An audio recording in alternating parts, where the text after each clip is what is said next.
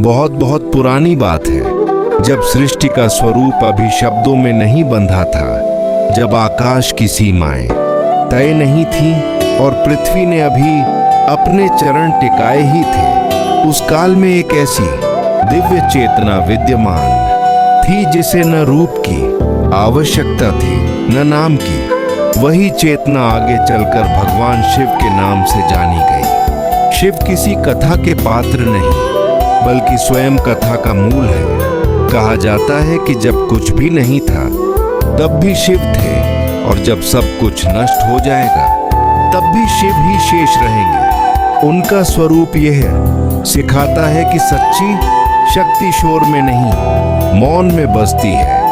वे कैलाश पर विराजमान होकर भी हर प्राणी के हृदय में निवास करते हैं। जिनके जीवन में अंधकार होता है, जिन्हें मार्ग दिखाई नहीं देता, जिनकी आशाएं टूटने लगती हैं, उनके लिए शिव केवल देवता नहीं बल्कि सहारा बनते हैं। शिव का डमरू सृष्टि की लय का प्रतीक है।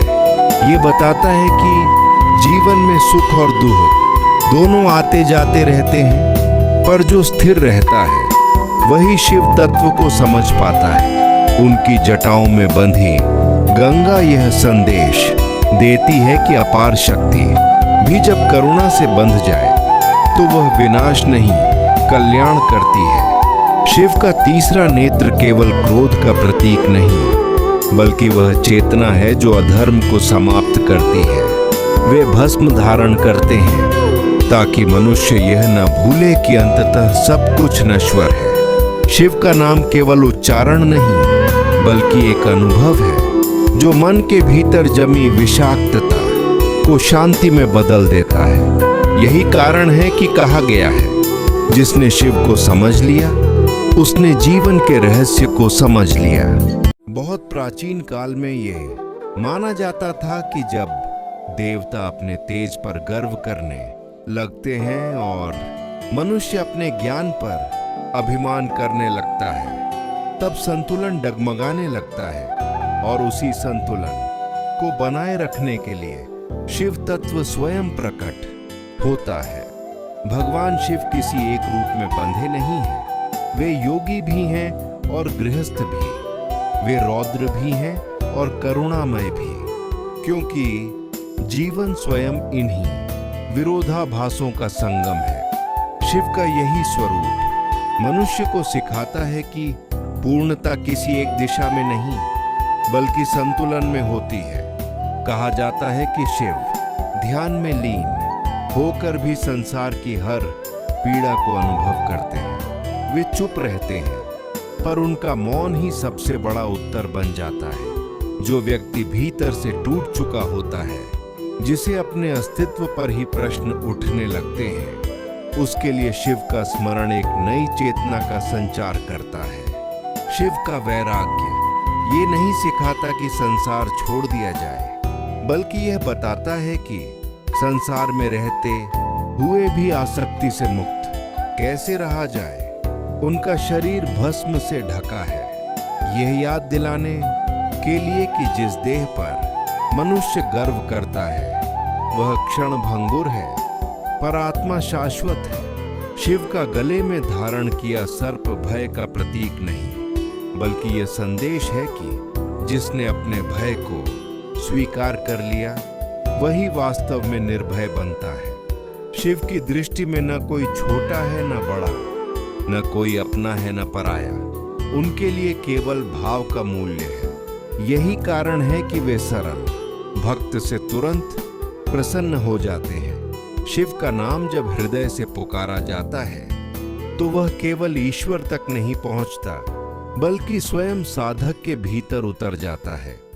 तब मन की अशांति शांत होने लगती है, विचारों की दिशा बदलने लगती है और जीवन स्वयं एक गहरे अर्थ से भर उठता है। यही शिव की महिमा है कि वे बिना कुछ कहे भी जीवन का सार समझा देते हैं। बहुत समय पहले की बात मानी जाती है कि जब संसार कर्म और फल के जटिल बंधनों में उलझने लगा था और मनुष्य अपने ही विचारों के बोझ से दबने लगा था, तब शिव तत्व ने उसे मुक्त होने का मार्ग दिखाया।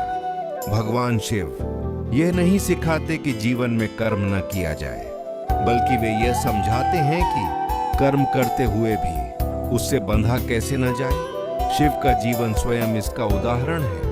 वे सृष्टि के संचालन में पूर्ण रूप से सहभागी हैं, फिर भी किसी फल की इच्छा से मुक्त रहते हैं। यही कारण है कि उन्हें महायोगी कहा गया।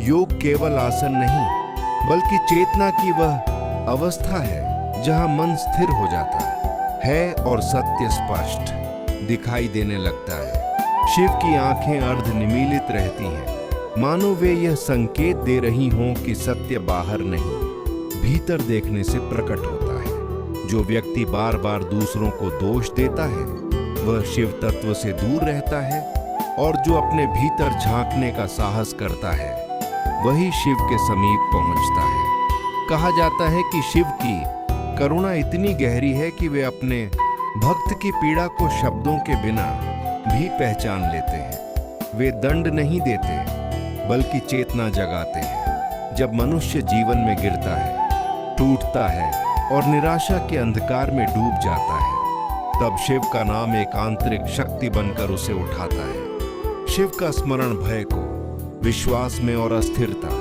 को धैर्य में बदल देता है। वे यह भी सिखाते हैं कि विनाश अंत नहीं, बल्कि नए आरंभ की भूमि है। जैसे शिव का तांडव केवल प्रलय नहीं, बल्कि सृष्टि के पुनर्निर्माण का संकेत है। इसी भाव को समझकर जो मनुष्य अपने पुराने दुखों, अहंकार और गलत धारणाओं का त्याग कर देता है, वही वास्तव में आगे बढ़ पाता है। शिव की महिमा इसी में निहित है कि वे जीवन के सबसे कठिन क्षणों को भी अर्थपूर्ण बना देते हैं। उनके चरणों में समर्पण का अर्थ हार मानना नहीं, बल्कि अपने भीतर छिपी अनंत शक्ति को पहचानना है। जिसने यह रहस्य समझ लिया, उसके लिए जीवन बोझ नहीं, साधना बन जाता है। बहुत प्राचीन काल से आर्षि मुनि ये कहते आए हैं कि भगवान शिव को समझना आसान नहीं, क्योंकि वे किसी एक रूप, एक विचार या एक सीमा में बंधते नहीं हैं।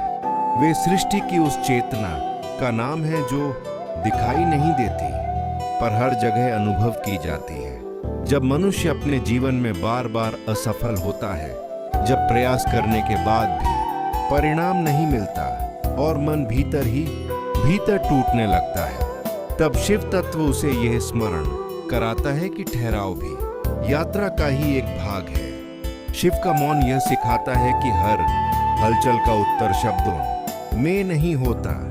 कई बार शांति ही सबसे गहरा समाधान बन जाती है। उनके मस्तक पर स्थित चंद्रमा ये दर्शाता है कि मन चाहे कितना भी चंचल क्यों न हो, यदि उसे सही दिशा मिल जाए तो वही मन प्रकाश का स्रोत बन सकता है। शिव का भस्म धारण करना संसार की नश्वरता की याद दिलाता है, ताकि मनुष्य अपने अहंकार में डूबकर सत्य को न भूल जाए। उनके गले में स्थित सर्प यह बताता है कि भय को दबाने से नहीं, स्वीकार करने से मुक्ति मिलती है। शिव का निवास श्मशान में बताया गया है, ताकि जीवन और मृत्यु के बीच के सत्य को समझा जा सके और मनुष्य मृत्यु से डरने के बजाय जीवन को अधिक अर्थपूर्ण बना सके। शिव की महिमा इसी में है कि वे न किसी से भेद करते हैं, न किसी से दूरी रखते हैं। उनके लिए भाव ही सबसे बड़ा आभूषण है। जो व्यक्ति सच्चे मन से उन्हें स्मरण करता है, उसके भीतर स्थिरता आने लगती है, विचार स्पष्ट होने लगते हैं और परिस्थितियां धीरे धीरे अनुकूल होने लगती हैं। शिव यह नहीं कहते कि दुख नहीं आएगा, वे यह सिखाते हैं कि दुख के बीच भी संतुलन कैसे बनाए रखा जाए। यही संतुलन जीवन को बोझ नहीं, साधना बना देता है, और यही शिव तत्व का सबसे गहरा रहस्य है। बहुत पुरानी कथा मानी जाती है कि जब सृष्टि के तीनों लोग भ्रम और अराजकता में उलझने लगे, तब शिव तत्व ने अपने योग और करुणा से संतुलन स्थापित किया। वे न केवल रक्षक हैं, बल्कि प्रत्येक प्राणी के भीतर छिपी शक्ति को जागृत करने वाले गुरु भी हैं। कहा जाता है कि शिव का ध्यान इतना गहन है कि वे सभी समय और स्थान को पार कर जाते हैं और उसी ध्यान से ब्रह्मांड में स्थिरता बनी रहती है। उनके जटाओं से बहती गंगा यह संदेश देती है कि जीवन की कठिनाइयों को धैर्य और स्थिरता से पार किया जा सकता है। उनके तीसरे नेत्र से अधर्म और अज्ञान का नाश होता है, ये बताने के लिए कि शक्ति का सही प्रयोग न्याय और करुणा के लिए होना चाहिए। शिव का शरीर भस्म में लिप्त है ताकि मनुष्य यह न भूले कि भौतिक जीवन क्षणिक है पर आत्मा शाश्वत है।